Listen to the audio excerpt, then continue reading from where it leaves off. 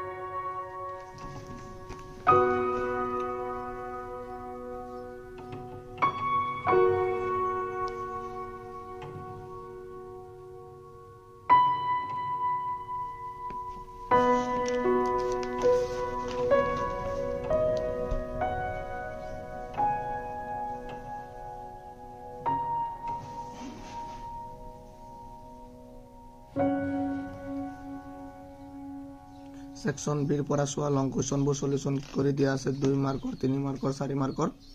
আৰু এনেকুৱা প্যাটাৰ্ণৰ কোৱেশ্চন আহিব তোমালোকৰ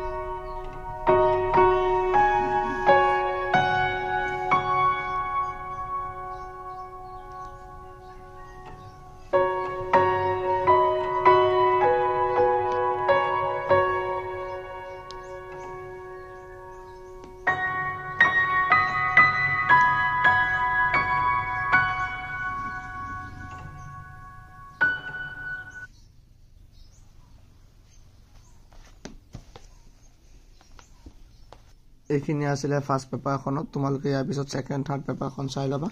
তো তোমালোকৰ বন্ধুবৰ্গলৈ ভিডিওটো শেয়াৰ কৰিবা সবে যাতে উপকৃত হয় থ্যাংক ইউ